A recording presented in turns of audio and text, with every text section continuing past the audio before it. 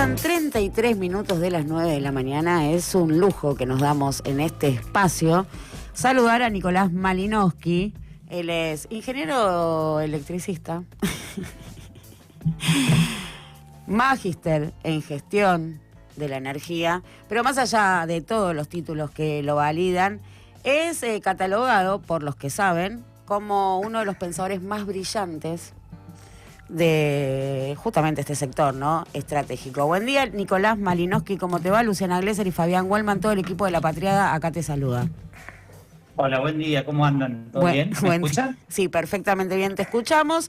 Y vamos a arrancar por la primera pregunta que solemos hacer en este espacio, y es, ¿qué estabas haciendo? ¿En qué punto de la agenda estabas? ¿Dónde estás, Malinowski? Bueno, primero gracias ahí por la presentación. Ahora estoy en San Bernardo do Campo, en Brasil, en Sao Paulo. Una semana muy linda acá en Brasil por los sucesos con Bolsonaro ayer. Pero bueno, ¿Estás festejando la sentencia a prisión de alguien? ¿Estás celebrando? Sí, de alguien que atenta contra la democracia. Por supuesto. Y contra la vida pacífica, en este caso el pueblo brasilero, ¿no? Pero también ha influenciado en los golpes de Estado en la región y demás, así que es un día para celebrar, digamos, desde el punto de vista, una victoria de los pueblos, se podría decir, ¿no? Claramente. Malinowski, te llamamos porque, bueno, venís de publicar un libro, Crítica a la energía política. Ya en el título hay algo muy interesante para preguntar, y es, ¿se puede pensar a la energía sin la política? Bueno, justamente yo creo que el título es un poco provocativo en ese sentido, porque muchas veces estamos acostumbrados a discutir la energía desde el aspecto técnico, ¿no? O sea, vos mencionabas, yo soy ingeniero de formación, y la formación o sea, justamente el ingeniero electricista tiene una base para pensar, digamos, la matriz energética en torno a un país, o a una región, o a una misma ciudad, o una fábrica, si se quiere, pero siempre desde el punto de vista técnico, y nunca se da el giro de pensar qué hay detrás de eso, ¿no? En términos de juegos políticos, juegos de intereses, juegos económicos. Y creo que el acontecer que estamos viendo en el mundo nos obliga a pensar la energía desde la política y desde la economía política, porque si solo salimos un poquito, miramos para arriba y miramos qué está sucediendo en el mundo, hay bombardeos, hay ocupación de territorios, hay disputas en todo el globo, digamos, a lo largo y ancho del planeta, por el sector energético. Entonces, escindirlo de la política o de la economía política es un error que no nos permitiría pensar y repensar qué tenemos que hacer nosotros en nuestro país, ¿no? Vos marcás en tu libro, bueno, algunos hitos, ¿no? Digo, marcás muy bien la crisis del 2008, la crisis del sistema financiero internacional, lo que implicó la pandemia, conflicto, invasión del territorio, conflicto bélico por la OTAN en territorio ucraniano. Y todo eso reconfigura, ¿no? El mapa energético, o cambia o modifica la correlación de fuerzas en esa estructura de poder. Uh-huh. De alguna manera va por ahí. ¿Y cómo se reconfigura ese mapa?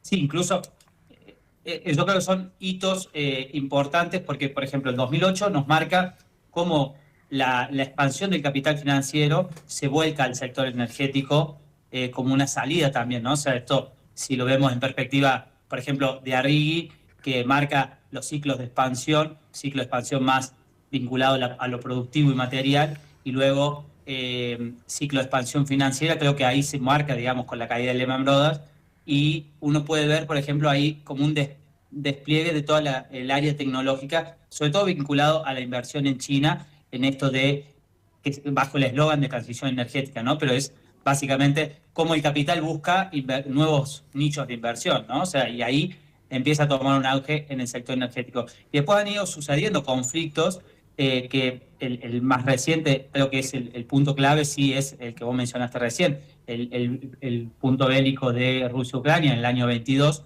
donde ahí termina como, no es que termina, sino como que marca un punto que es, creo que fundamental para entender cómo se está reconfigurando ese mundo energético. ¿Y qué marca, qué nos brinda ese hecho, digamos? O sea, por ejemplo, nosotros ahí teníamos un continente europeo muy ligado a Rusia en términos energéticos, producto de ese conflicto bélico y producto de que se bombardean el gasoducto Nord Stream 1 y Nord Stream 2, que eran los que conectaban principalmente a Alemania con Rusia, se bombardean, se escinde, digamos, el continente europeo de la energía de Rusia particularmente, hoy dependen en un 10% del gas ruso, pero y ahí el que ingresa en ese mercado es Estados Unidos. Y por ejemplo, eso lo puede hacer Estados Unidos porque Estados Unidos se configura como una potencia energética actualmente, producto del desarrollo de los no convencionales en Estados Unidos, que inicia en la revolución del shale, que se le denomina, que fue alrededor del año 2013 que pega el salto, ¿no? Parejito ahora, con Vaca Muerta, ¿no? Digo, fue más o menos parejitos. Exacto, sí, ahí lo iba a pegar con Vaca Muerta. Antes de entrar a Vaca Muerta, una cosita más. Fijémonos cómo esta semana o la semana pasada, que yo lo menciono en el libro como una cuestión potencial, que se había anunciado, por ejemplo, el Power Siberia 2, que es un gasoducto que conecta Rusia con China, se anunció la semana pasada en la cumbre de Shanghái que hubo con China, Rusia y India. Y entonces vemos cómo se empieza a reconfigurar ese sistema mundo. Y después, bueno, todos los conflictos en Medio Oriente que podemos desarrollarlos también más adelante. Pero, y yendo a tu pregunta de Vaca Muerta, ahí sí es interesante ver cómo la visión, yo creo que ahí hay que marcar bien fuerte, digamos, la visión estratégica en ese momento del gobierno de Cristina Fernández de Kirchner y del proyecto político peronista, ¿no? O sea, creo que también hay que empezar a hablar en esos términos, porque, fijémonos, Argentina estaba en un cuello de botella energético en el año 2011 con el tema de las divisas. Cristina estatiza de forma parcial, que fue discutida, que podemos pensar, pero fue la decisión la mejor que se pudo tomar en ese momento de recuperar YPF. Y en el 2013 hace la asociación con Chevron, que también fue muy cuestionada, pero Chevron tenía el know-how y la tecnología de desarrollar los no convencionales por esta revolución que se estaba llevando adelante en Estados Unidos. Y eso permitió hoy el desarrollo de Vaca Muerta, que ya estamos viendo los frutos en Argentina, ¿no? Ahora, me cuesta pensar cómo Chevron, apuesta, o si no si no le estamos compitiendo a Estados Unidos y si no hay un interés de Estados Unidos también de ralentizar el desarrollo de Vaca Muerta, cómo permean Vaca Muerta en el mismo momento y el volumen que alcanza o cómo se desarrolla, cómo están ahí los intereses planteados. Pero más allá de eso, porque claramente el impulso apremiado, ¿no?, por el déficit que generaba las importaciones, ¿no?, de los bienes energéticos, se toma esta decisión y hoy Argentina tiene este resultado, ¿no?, un superávit de balanza energética, básicamente, que tenemos que situar el hito ahí. Pero volviendo al contexto internacional, porque para pensar también a nivel doméstico hay que ver en qué mundo estamos insertos, ¿no?, porque mucho de esto estamos viendo. Quiero ir a esta idea de la transición energética porque vos lo planteabas muy bien, ¿no?, como hija de la crisis del sistema financiero. Y te quiero preguntar si no es un argumento justamente el sistema financiero, el sector financiero, más que una necesidad real del sistema productivo o del mundo global o de las emisiones de carbono, sino es como esta lavada de cara que encuentra para seguir manteniendo la rueda de la financiarización del mundo. Yo creo que sí, ahí es como que chocan distintas versiones. O sea, lo que hizo, digamos, el sistema capitalista fue lograr un eslogan muy, muy interesante en términos de transición energética, porque antes de este término o de esta categoría, nosotros discutíamos diversificación de las matrices energéticas en pos del medio ambiente, digamos. Y básicamente lo mismo, porque ¿qué supone la transición energética? El mundo hoy consume el 80% de su energía proviene de los biocarburos. Bueno, ¿cómo sustituimos ese combustible para dejar de emitir gases de efecto invernadero en torno al cambio climático? Bueno, pero detrás de eso, el sistema capitalista ve un negocio, o el capital financiero ve un negocio. Y ahí ¿pero qué está primero, el negocio o la necesidad de las emisiones de carbono? ¿Qué viene primero ahí? O sea, bajo las leyes del capitalismo, el negocio, claramente. Porque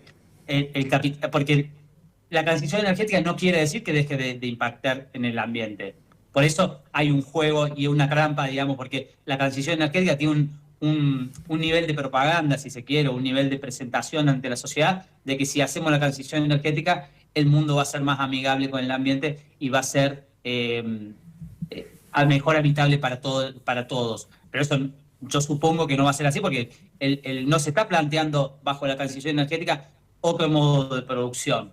No, se está diciendo, bueno, por ejemplo, Argentina tiene un parque automotor, yo no recuerdo, estos son cifras del 2021, 2022, no creo que haya aumentado mucho ahora por la crisis económica que hay, pero alrededor de autos particulares, entre 11 y 12 millones de autos.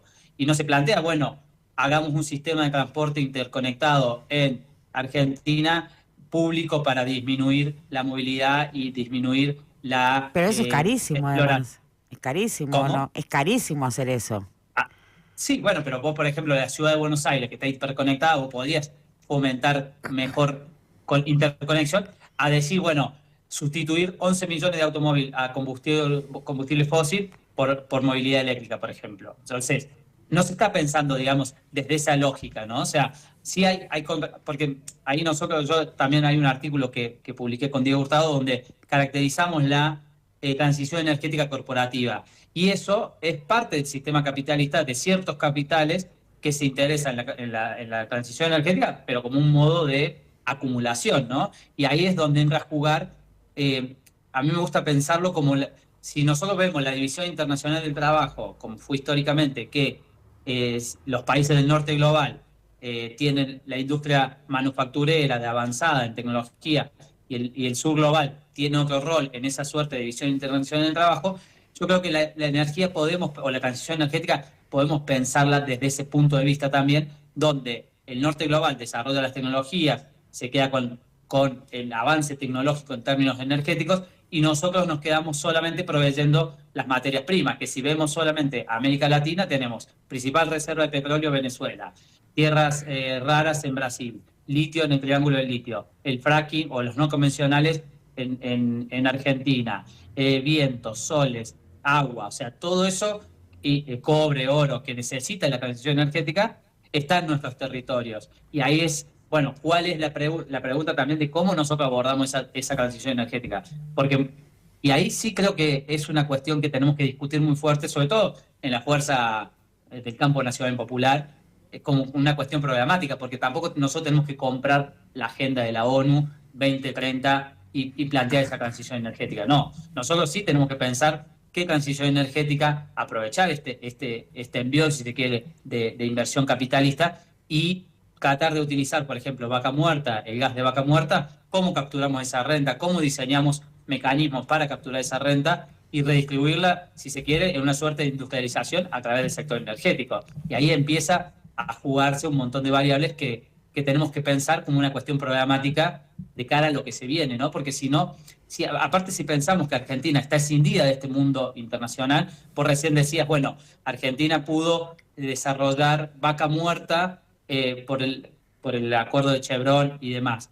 Pero, y si eso no era una cuestión de dependencia, ¿no? También, y Estados Unidos, si lo vemos en largo plazo, está intentando controlar los territorios. Que estén las empresas estadounidenses en nuestro territorio es una suerte de control. Que Estados Unidos quiera poner bases militares en nuestro territorio es una suerte de control de los recursos estratégicos o energéticos donde están disputados a nivel internacional. Cuando vemos la reconfiguración del mapa energético en el mundo, vemos que Argentina está en ese como una pieza a ser controlada por estos sistemas, por estas potencias, si quiere, y más si pensamos como que el mundo se está dividiendo entre dos polos, China y Estados Unidos, con alianzas de países, ¿no? Pero entonces, si nosotros no pensamos cómo insertarnos en esa disputa, bueno, claramente vamos a hacer una economía reprimarizada y funcional como un engranaje de ese porvenir de los países del norte global. Y eso creo que se lee muy bien en lo que es la cuestión programática de Javier Milei. Cuando uno mira los hitos que ha tenido en 18 meses este gobierno, que es catastrófico, podemos mencionarlo de miles de maneras, pero pensarlo programáticamente, ellos fueron muy, muy hábiles, ¿no? O sea, con la ley de bases, ahí está toda la cuestión programática, habilitación del RIGI, privatización de empresas, favorecer la exportación de hidrocarburos, etcétera, etcétera, que eso es como parte de esa reconfiguración global y poner a Argentina en el mundo como solamente un mero proveedor de materias primas. Por eso vemos, por otro lado, el desmantelamiento de los sectores estratégicos, sector nuclear, sector satelital, CONICET, universidades, todo lo que implica ciencia, tecnología, conocimiento para intentar ganar grados de soberanía, ganar grados de autonomía, está siendo vapuleado y atacado al hecho de que esta semana se volvió a vetar el financiamiento universitario, ¿no? O sea, ¿cómo podemos pensar el desarrollo de un país, el desarrollo de una sociedad, si no apostamos a los sectores educativos, ¿no? Y la derecha en Argentina en eso tiene siempre una contradicción, ¿no? Porque dice, hay que educar a los pobres para que salgan de su lugar. Y por otro lado te desfinancia la universidad, ¿no? O sea, ahí hay un juego también para pensar. Para problematizar un poco esto, la segunda parte del libro hace un análisis muy exhaustivo de lo que es el RIGI, ¿no? Pero preguntarte, porque también pienso, digo, a un año del RIGI, ¿fue un modelo exitoso? Digo, ¿somos un país más extractivista? ¿Se están llevando más nuestros recursos naturales? ¿Se concretan esos proyectos? Digo, porque hay como una distancia. Y también esto lo recupero para la transición energética. Digo, cuando surgió con tanta fuerza Copenhague y había que llegar a las emisiones cero ahora, mañana, mañana teníamos que emisiones cero, era 2030, ¿o no? Sí, había un compromiso mundial, bocha de guita, el inflection, el acuerdo, el acta de inflación, un montón de guita de los estados para esto. Y finalmente hoy estamos acá, el mundo emite más carbono, digo, parece que la electrificación pinchó bastante, digo, Europa está inundado del GNL de Estados Unidos, digo, no estamos quedándonos atrás de esa discusión, digo, ya no pinchó la transición energética con el drill, baby drill y Estados Unidos corriéndose de ese debate.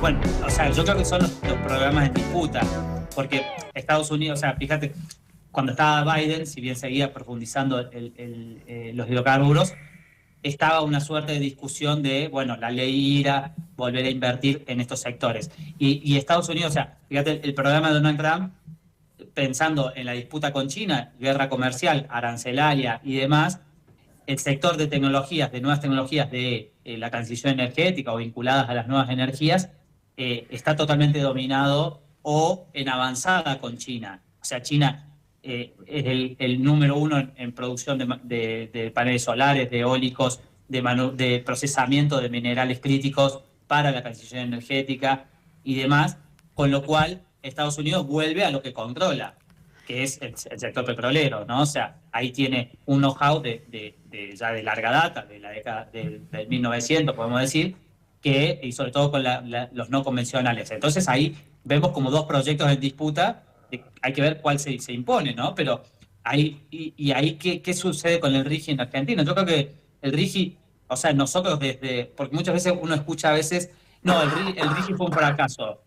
Que no haya proyecto del RIGI, desde el campo nacional popular tenemos que verlo como una victoria, porque el RIGI, después, cada proyecto que se enmarque en ese programa o en ese marco jurídico, son 30 años que después no lo vamos a poder desandar o va a ser muy difícil, con mucha fuerza en la calle, para poder retroceder o transformar eso, porque no nos olvidemos que les da exención fiscal por 30 años, seguridad jurídica por 30 años y sobre todo atado a los organismos, sí, al CIADI, van y te la ponen ahí, claro.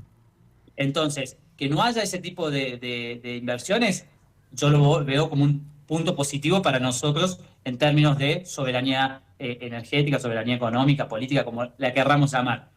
Ahora bien, también, esa es la pregunta que se debe estar haciendo el gobierno. Al no tener estabilidad política, creo que los capitales tampoco se están arriesgando, sobre todo en una Argentina que tiene tradiciones de lucha muy fuertes, y lo vimos el domingo, ¿no? O sea, muchas veces se critica al pueblo argentino, y el pueblo argentino da lecciones, o sea, creo que nos dio una lección muy fuerte al peronismo, producto del fracaso que fue el gobierno de Alberto Fernández, que podemos mostrar puntos favorables, puntos en contra y demás, pero en términos de proyecto político fue un fracaso porque no se terminó, o sea, se continuó con un modelo económico, si se quiere, como el que venía de Mauricio Macri y sobre todo con lo vinculado a la deuda externa y el Fondo Monetario Internacional.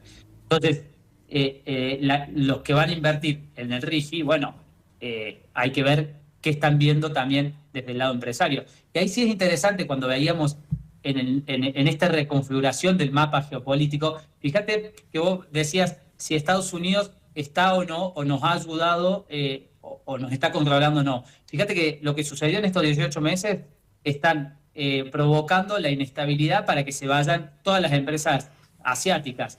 No nos olvidemos que se fue Petronas, que había firmado el día que intentaron asesinar a Cristina, el 1 de septiembre del año 2022, el convenio para hacer la inversión más grande en Argentina, en la historia, de 30.000 millones de dólares, la planta de GNL en Argentina, y 18 meses después de este gobierno vemos que Petronas se fue, se empieza a retirar, entonces con lo cual vemos cómo, y después con los dichos del embajador Peter Lamelas, de que quieren sacar a Asia o a China particularmente de Argentina, vemos también cómo empieza a configurarse ese nuevo Sí, pero tablero también se fue de fronteras. Exxon, también Total está poniendo a la venta, hay como un vaciamiento de empresas extranjeras de la cuenca patagónica. Se están Sí, yendo. pero también están controlando, yo creo también hay que ver cuáles son los puntos de contacto con los empresarios locales, ¿no? Porque acá también se está configurando como un nuevo bloque de empresarios locales, con Paolo Roca, con Milling y demás, que están concentrando, digamos, ahí, que eso también es un punto a atender, ¿no? O sea, la concentración que se va a dar en torno a Vaca Muerta y el sector energético en Argentina va a configurar un bloque de poder económico y político muy fuerte, que tenemos que ver cómo lo rompemos en el buen sentido, digamos, de recuperarlo para el conjunto de la sociedad argentina, ¿no? Porque lo que van a hacer ahí, si no son todo tipo de negociados vinculados a Estados Unidos, o sea, no nos olvidemos que los empresarios en Argentina, con tal de hacer negocio, después hacen acuerdos con cualquier tipo de país o sector empresario internacional, ¿no? Y después también pensar, por ejemplo, o sea, no solo la asociación que tiene Milei con Estados Unidos, sino con Israel, la ocupación que tenemos en las Islas Malvinas por el Reino Unido y la explotación del offshore ahora por el Reino Unido junto con la empresa israelí, que se me fue el nombre ahora, pero bueno, eso nos muestra a tu primera pregunta de cómo pensar la energía desde la economía política, ¿no? Y creo que si no vemos que Argentina está siendo disputada en esos términos, la otra vez lo conversábamos, si Argentina tenía la posibilidad, creo que lo discutíamos con Dani Tonietti en una entrevista, de si Argentina tenía la posibilidad de que nos pase como Medio Oriente de una invasión, de un ataque y demás. Yo creo que con gobiernos como el de Javier Milei no es necesario eso, sino con Ya la cuestiones entregó. normativas legislativas se le entrega, digamos, las posesiones. Y esto también hay que pensarlo, que son cuestiones. El capital lo que hace también es trabajar a largo plazo, ¿no? O sea, si bien quiere rentabilidad en el corto plazo, pero también tiene proyectos a largo plazo, y por más que uno no vea los frutos en lo inmediato, ellos están, o sea, si vemos, por ejemplo, cómo están ocupadas las tierras en la Patagonia, digamos, o sea, Lewis y demás, son cuestiones que ellos ven estratégicas para el control del agua, de recursos y demás, en el corto, mediano y largo plazo, ¿no? Esa pregunta, ¿no? Si Vaca Muerta te justificaba una invasión, nos la hemos hecho acá también. Si Vaca Muerta era eso, te podían invadir. Y me lleva también a algo que mencionaste, que tiene que ver con la fecha, con el intento de magnicidio contra Cristina Fernández de Kirchner, la simultaneidad con el anuncio de Petronas. Vos también ahí colocás el movimiento de Presca en el juzgado y la causa de YPF. ¿Cuál es el hilo conductor o los vasos comunicantes entre estos episodios? ¿No? Y en relación a esto, a Vaca Muerta, te justifica una invasión. Bueno, pero fijémonos, justo trajiste los fondos buitres. Cuando Cristina era presidenta todavía, no nos olvidemos del asedio que tuvo, digamos, como presidenta, todas las etapas internacionales de los fondos buitres, por las cuestiones estratégicas, digamos, de recuperar sectores como YPF, ¿no? O sea, y creo que hay un hilo conductor muy fuerte, o sea, que Estados Unidos responda para un fondo buitre de querer hacerse de YPF, quien se haga de YPF se hace el control de Vaca Muerta, porque es quien lo lidera y quien tiene el know-how desarrollado. Incluso hay que ver qué sucede con Tecpetrol cuando termine este gobierno, ¿no? Si Tecpetrol no va a ser la nueva YPF de Argentina, porque el CEO de YPF es un hombre de Techín, ¿no? Que es Horacio Marín. Nos pasó con Vista Oil Company, que hoy es una de las principales petroleras en el país, y el presidente de Vista Oil fue el CEO de YPF, Galucho, ¿no? O sea, Creo que ahí, por eso digo, no sé si va a haber una invasión No, no, no, eh, no, no, no, en físico, términos sí. convencionales, Claro, pero pero ya sí hay está. desestabilización. O sea, los gobiernos de Néstor y Cristina tuvieron muchos intentos de desestabilización. O sea, hay una cuestión de conducción mediática muy fuerte que juegan en torno a estos intereses. ¿Por qué? O sea, la sociedad no discute estas cosas, digamos. O sea, porque también se tapa, porque hay un velo puesto, digamos, en que no hay que discutir. Y solo discutimos el tema subsidio, el tema tarifa y nada más en Argentina, ¿no? O sea, cuando tendríamos que estar discutiendo, bueno, ¿qué vamos a hacer con el gas de vaca muerta? ¿Qué vamos a hacer con el petróleo de vaca muerta? O sea, cuando uno lee los informes de los organismos que son internacionales, uno puede acceder, por ejemplo, a los informes de la Agencia Internacional de Energía, que son gratuitos y demás, y ahí ponen a vaca muerta como o sea, vos tenés dos países en esto de que decíamos quiénes desarrollaron los no convencionales. Bueno, los desarrolló Estados Unidos y los desarrolló en América Latina Argentina, ¿no? Entonces, el mundo, digamos, sabe muy bien qué hay en Argentina. El tema es que nosotros muchas veces estamos discutiendo cuestiones que nos ponen, digamos, los medios hegemónicos o la agenda diaria y no discutimos estas cuestiones estructurales, que es donde tenemos que discutir para poder salir de esta situación acuciante. O sea, si lo pensamos en términos de divisa, el sector energético va a ser igual en términos específicos o puede llegar a superar al sector agropecuario. Agroexportador. Lo estamos perdiendo, sí. ¿No? A ver si te O sea, escuchamos mejor. el Sí. sector del campo ingresan entre 20 y 30 mil millones de dólares. ¿Me escuchan ahí? Ahí se Hola, cortó hola. un poquito, pero ahí te recuperamos, Nico. Ah, bien. No, estaba diciendo que hay que pensar estas cuestiones estructurales, porque si queremos salir de la situación caótica en términos económicos que tiene en la Argentina, que es que no permite desarrollar la vida de nuestro pueblo, y pensar cómo salir de la deuda externa y demás, hay que mirar el sector energético. Porque el sector energético se va a configurar en términos económicos como el sector, en un sector casi igual o hasta más potente que el sector agropecuario, porque el sector agropecuario ingresa entre 20.000 y 30.000 millones de dólares anuales al país.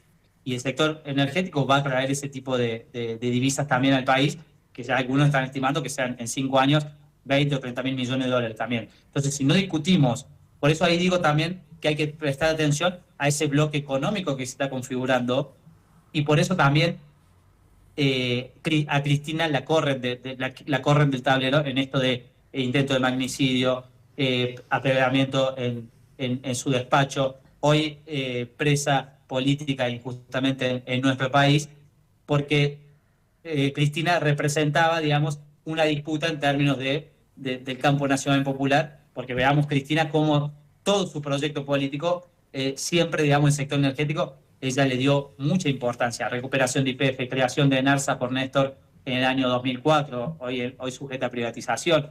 Becas para estudiar, o sea, en esto que estamos hablando del financiamiento educativo, o sea, yo me formé con la beca Bicentenario, digamos, o sea, somos hijos de ese proceso político, somos resultado de ese proceso político. Entonces, tenemos que pensar cómo, digamos, recuperar esos recursos que son de toda la sociedad argentina y que estén al servicio de la sociedad argentina. Porque si nosotros ponemos oleoductos o gasoductos a puerto y que eso se vaya, bueno, eso no queda nada en el país, ¿no? Porque no va a haber posibilidad de... Fijémonos, lo que en esto de la configuración hay un decreto que siempre se nos pasa por alto, pero creo que era el decreto 465 del año pasado, del año 24, que fue ahí nomás cuando se aprobó la ley de bases en junio, julio, con esa represión feroz en el Congreso.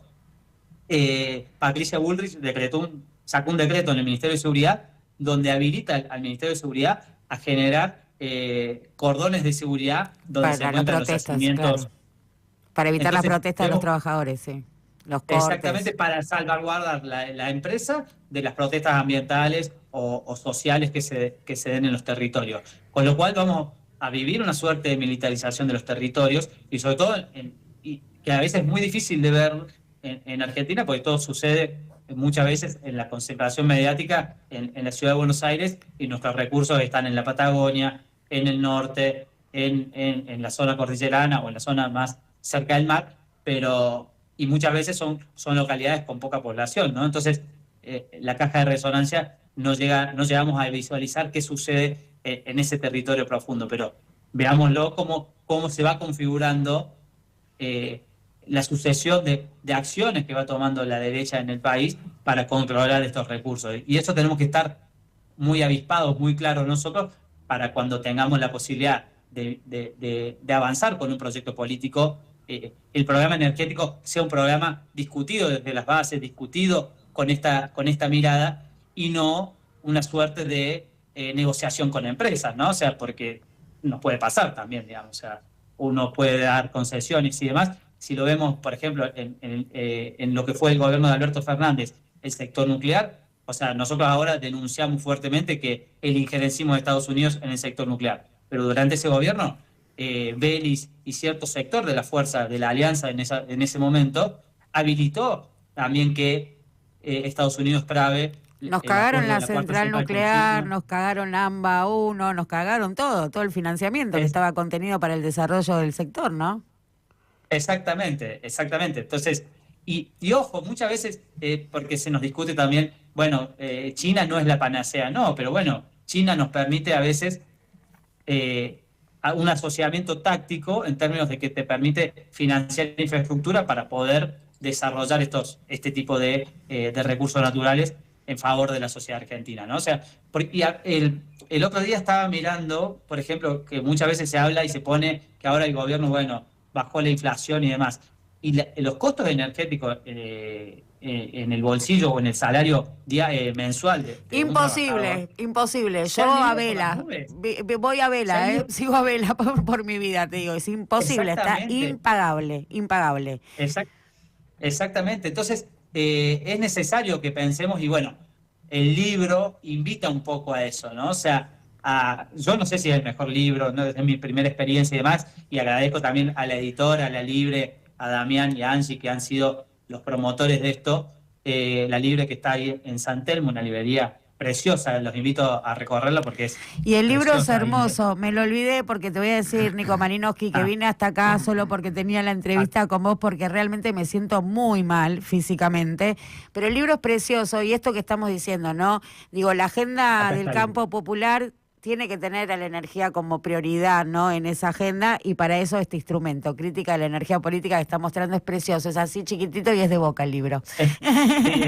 Mira, te hago la L de Lula, o sea, entra justo en una mano. Así que entra en una mano, se consigue ahí también, lo piden, lo hacemos circular, porque bueno, justamente de esto se trata, y quiero marcar también cómo el libro plantea esta crítica a la energía política desde el pensamiento latinoamericano, si se puede decir, porque bueno, ahí hay un prólogo muy lindo y conmocionante de Mirzader, que habla muy bien de Malinowski, Diego Hurtado, ¿no? Una eminencia también académica del campo local, y juega Malinowski todo el tiempo con un planteo muy interesante de García Linera, Álvaro García Linera, sobre el pensamiento liminal, y quiero también marcar o dejar asentado acá esto del pensamiento liminal y cómo lo jugás, porque bueno, es muy interesante ese concepto y también me parece fundamental para marcar la agenda del campo popular. Sí, bueno, los tres personajes de la historia latinoamericana contemporánea que mencionaste, Álvaro, Emil y Diego, son tres grandes compañeros que uno ha conocido a lo largo de este trayecto, y se ha embebido de esos debates. Y lo que juega Álvaro con el tiempo liminal creo que es interesante para pensar este momento del capitalismo, ¿no? O sea, porque él habla, retomando de Angie también, de los fenómenos morbosos en términos de la crisis estructurales que está teniendo el capitalismo, y cómo en estos tiempos liminales muchas veces él define, o sea, es imposible planificar o ver un horizonte, digamos, de un porvenir, ¿no? O sea, y ahí plantea que también se empiezan a visualizar victorias cortas, derrotas cortas, y estamos viendo estas dinámicas en la región, donde cada 4 años o estamos en la izquierda, en el centro o en la derecha, y todos esos son fenómenos, o son, fenómenos que nos permiten visualizar esa categorización que hace muy bien Álvaro, del momento en el que estamos, ¿no? Y creo que eso también nos permite, por eso es interesante abordar el sector energético desde una mirada integral, ¿no? O sea, porque si lo pensamos solo, como decíamos al principio, desde una cuestión técnica, desde que muchas veces se nos plantea de esa manera, bueno, 50% hidrocarburo, 30% matriz hidroeléctrica, 10% nuclear, y eso sería la foto de lo ideal que debería tener un país. Bueno, pero detrás de eso hay una disputa muy fuerte que justamente altera la vida social, ¿no? O Sí, no, sea, hay cuando vemos... mucho técnico, mucho ingeniero, pero nadie te puede decir cuál es el costo. Discutimos subsidios, cuánto hay que poner, pero no discutimos cuánto sale hacerlo o el nivel de rentabilidad que tienen las empresas del sector, ¿no? Digo, también hay un desacople. Decís, ¿y para qué tanto técnico si no me puede decir cuánto vale generar un mega ni cuánto vale sacar un barril de petróleo? Exactamente, vale de acuerdo porque no es técnico, es Es político. político. O sea, vale de acuerdo, o sea, por ejemplo, ¿cómo puede ser que nosotros estemos pagando más caro el megawatt eólico? Porque si vamos a la transición energética, de que la energía eólica, todo el discurso verde y demás, no lo digo en términos peyorativos, pero digo, o sea, con todo ese discurso, el sector eólico es más caro que el nuclear, el mega, hoy, en Argentina, ¿no? O sea, es decir, sacamos la foto hoy de cuál es el costo en la matriz. Entonces, y a su vez, que si discutimos solo lo técnico, vemos que nos están pasando los elefantes por atrás, por adelante, por arriba, por abajo, como dice Cristina, y se están llevando nuestros recursos. Y volviendo con Cristina, ella lo plantea muy bien, yo los invito a verlo, en el discurso que ella habla cuando va a su defensa por el tema del intento de su magnicidio. Ella va y plantea, bueno, Argentina en la década de los 90 privatizó todas sus empresas públicas, que está de más, no está de más recordarlo, pero está muy bien analizado todo ese proceso en la década de los 90, donde se venden todas las empresas públicas, entre ellas YPF y todo el sector energético.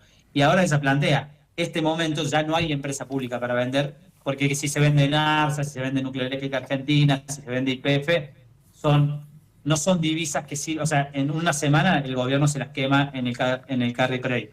Pero sí, a ella habla y marca muy bien, esta es la etapa donde directamente van a controlar el territorio, donde están esos recursos, bienes comunes naturales en el país, ¿no?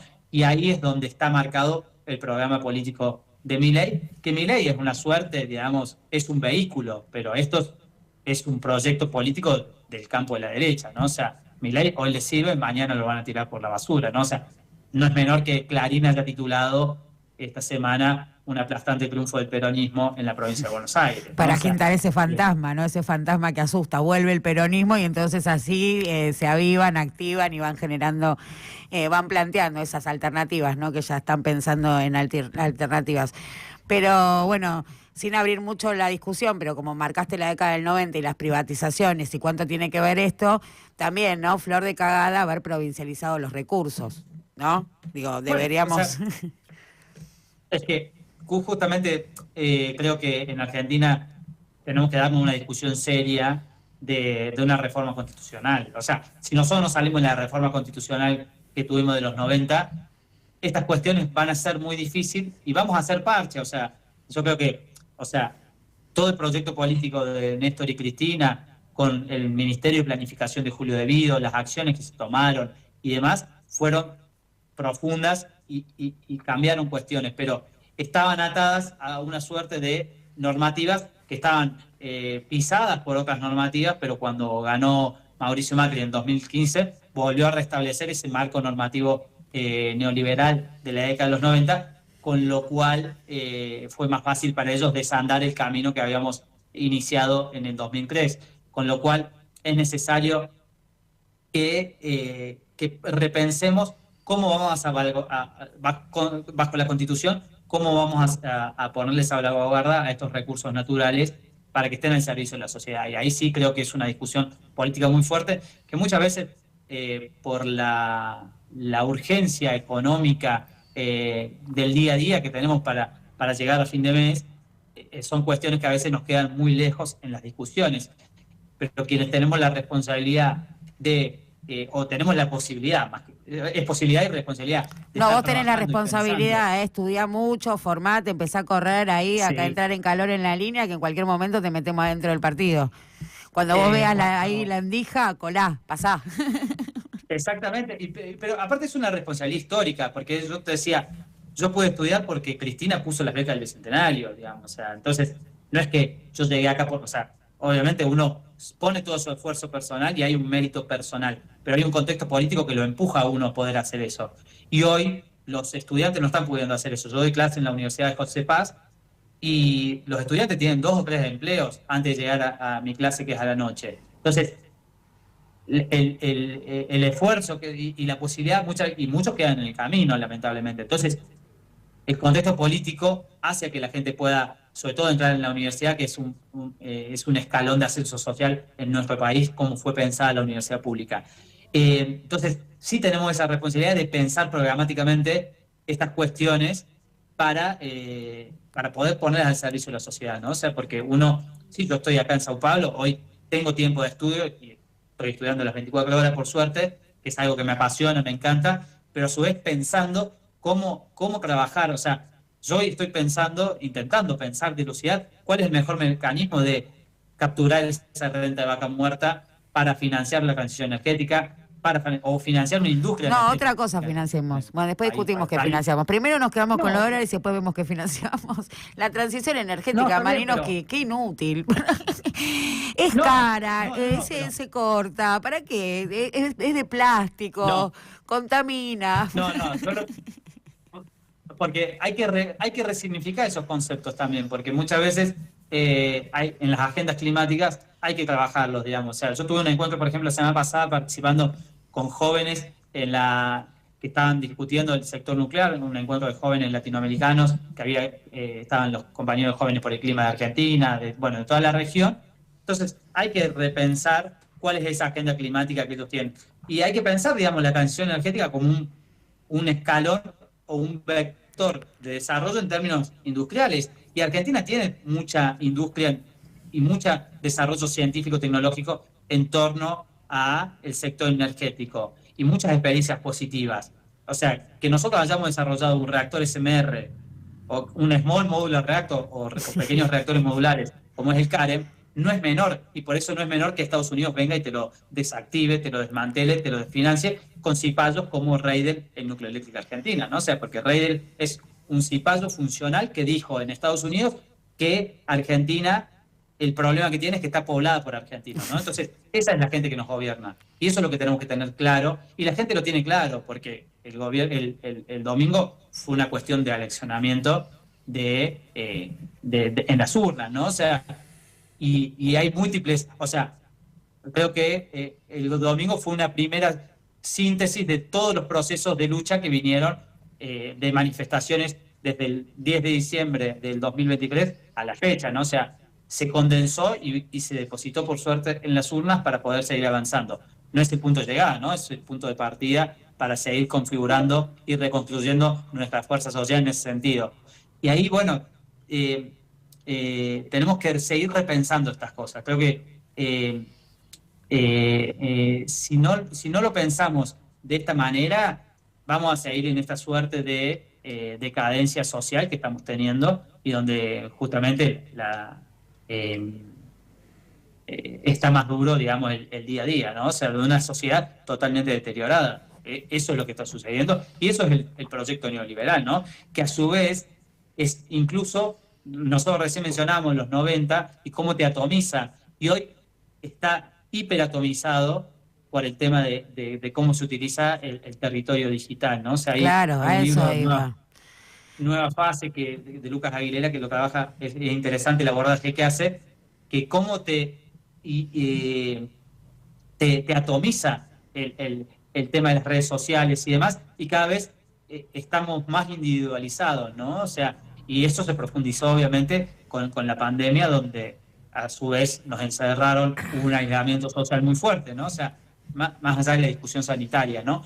Pero en términos de proyectos y dinámicas de cómo avanza el capital, cómo tomó digamos, ese momento para profundizar la cuestión digital, que hoy está todo, digamos, mediado por lo digital, ¿no? O sea, esta entrevista la estamos haciendo a través de un celular, de una plataforma y demás, y cómo toda la dinámica social se inmiscuye en las redes sociales, en el trabajo en plataformas y demás.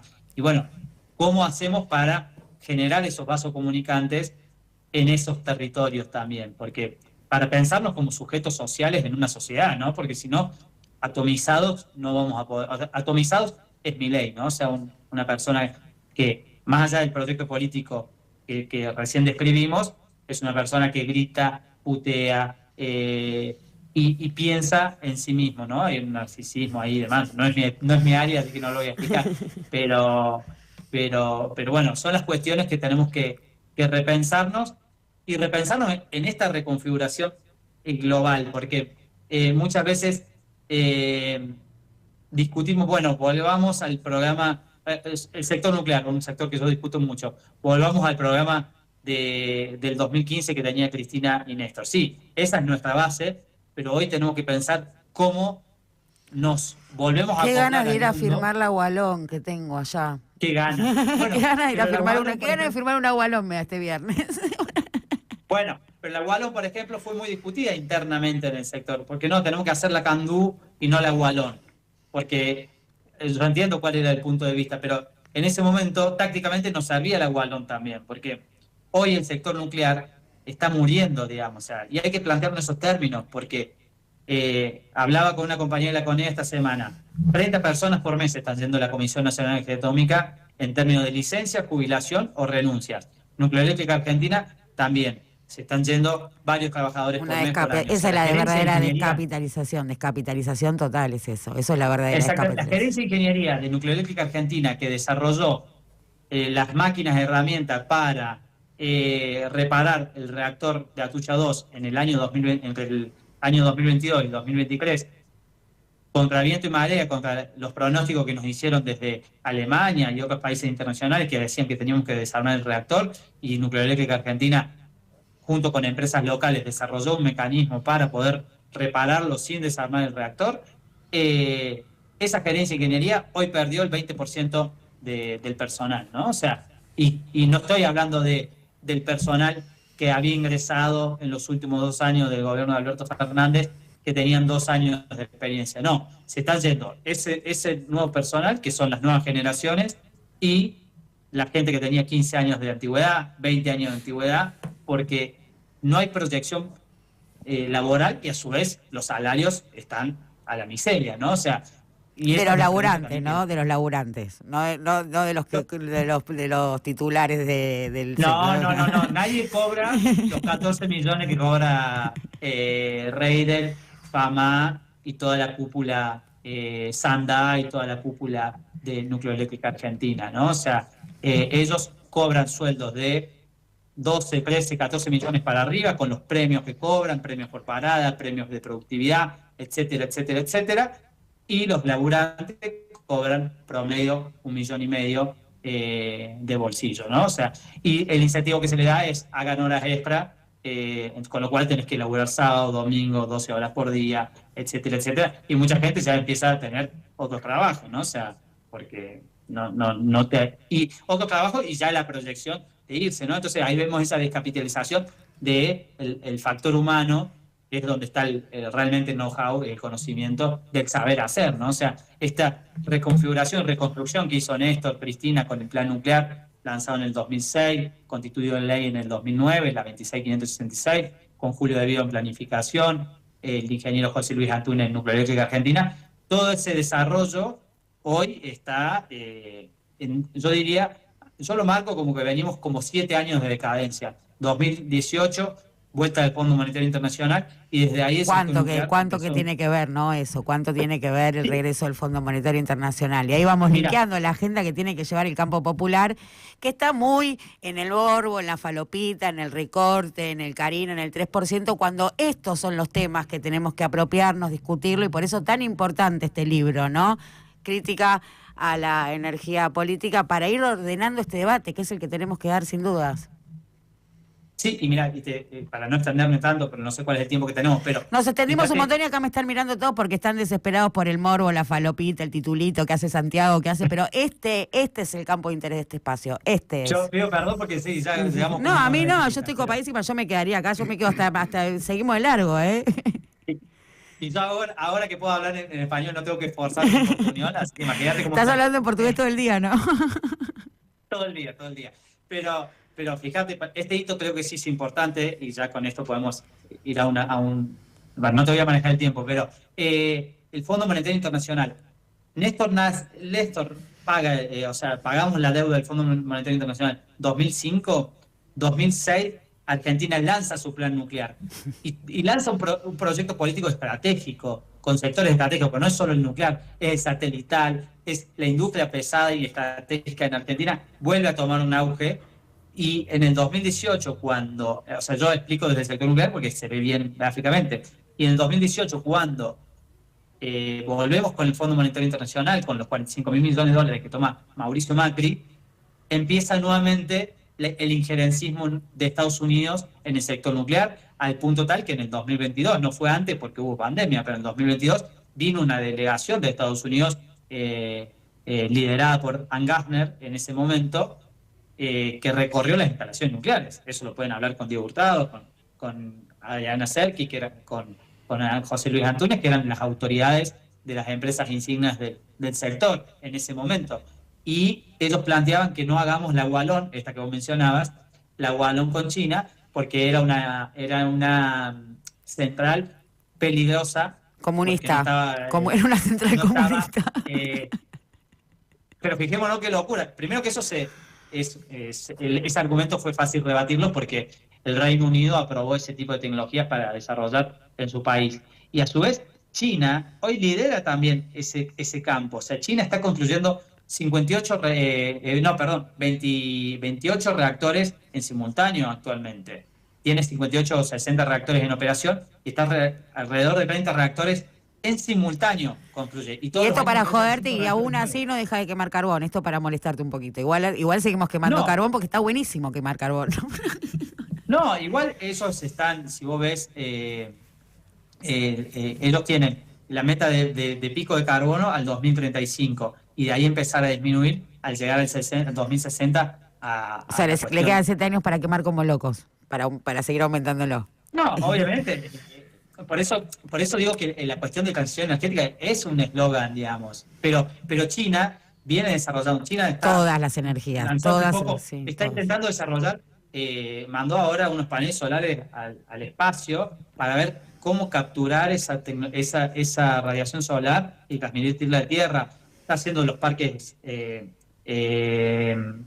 solares más grandes del mundo, las hidroeléctricas más grandes del mundo, que tienen impacto ambiental, obviamente. Está desarrollando líneas de ultra alta tensión para conectar estos puntos, incluso hasta conectar, digamos, las regiones del planeta para poder utilizar estas fuentes renovables, Pero ¿no? como sea, Obviamente que fue clave para su despegue, fue clave para reposicionarse ahora como la potencia desafiante del mundo. Digo, fue clave el desarrollo del sector, la energía en todos sus, sí. y fue muy hábil el proyecto político chino de poder aprovechar, porque ahí fue todo el desarrollo chino se da por la desindustrialización de Estados Unidos, ¿no? En la Claro. década de los 90, o sea, a partir de la década del 70, con la expansión del capital financiero, la relocalización de industrias que se hizo de Estados Unidos al sector asiático por una cuestión de mano de obra más barato, ellos pudieron Le salió re mal al capitalizarlo, final, ¿no? O sea, el chiste, le salió re y, mal el chiste, se quieren matar ahora, quieren y relocalizar ahora todo y no fijémonos cómo pueden. Estados Unidos, a través del nearshoring o la industria más cerca y demás, quiere volver con las maquilas en Estados Unidos, en México, quiere volver a controlar Y todo, las digamos. empresas le dicen, conseguime un mercado como el chino. Para que vuelva, tráeme 7 millones de chinitos que me compren, si no, no vuelvo nada. Claro, y China en ese momento, creo que fue en el 2014, tras la crisis del 2008, potenció su mercado interno, ¿no? O sea, y el desarrollo tecnológico de China hay que mirarlo, digamos. O sea, en Argentina muchas veces hablamos, pero no conocemos tanto. O sea, hay compañeros, sí, que se han formado en China, Vaca Narvaja y demás, pero muchas veces no conocemos tanto la experiencia china y es interesante conocerla para saber a qué nos enfrentamos cuando si hacemos asociaciones con China, ¿no? O sea, me parece eso es interesante y en eso sí tenemos que conocer más, porque si no, nuestra formación o nuestra mirada muchas veces está directa o indirectamente formateada por Estados Unidos y miramos más esas latitudes y no otras experiencias, ¿no? Malinowski, muchísimas gracias y voy a reforzar esta idea. Esto tiene que ser una prioridad de nuestra agenda, de la agenda del campo popular, discutir el sector, mirar al sector, la energía siempre y en todos los casos política y cuál es la trama de poder, ¿no? Esa estructura de poder que habita justamente en ese campo. Crítica a la energía política se consigue en La Libre, Malinowski. En La Libre se consigue. Se consigue en La Libre.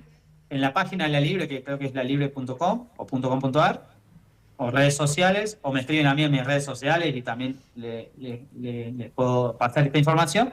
Y si no, ahí en La Libre, en San Telmo, Chacabuco, creo que es 917, Chacabuco, casi esquina Estados Unidos. Una librería preciosa para recorrer, tiene libros nuevos, usados, y muchas veces tiene joyitas que las encontrás solamente ahí. Así que pueden ir a recorrerla y encontrar este libro que es parte de la colección Misceláneas que lanzó La Libre este año, ¿no? Y justo ayer llegó ya la colección Miscelánea de La Libre a París, Francia, así que... Están allá los libros, qué bien eso. Están muy allá bien. nuestros libros, no solo porque este es parte de una colección, pero están allá los libros de La Libre, así que es muy contento porque también es trabajo militante, trabajo de compañeros de cooperativa, y que se pueda poner en debate y en movimiento estas ideas, que justamente es lo que tenemos que hacer, discutir y repensar, porque uno no tiene tampoco la vaca atada, como se dice, en estos temas, ¿no? Sino que son debates colectivos que tenemos que hacer y cómo profundizar en esa materia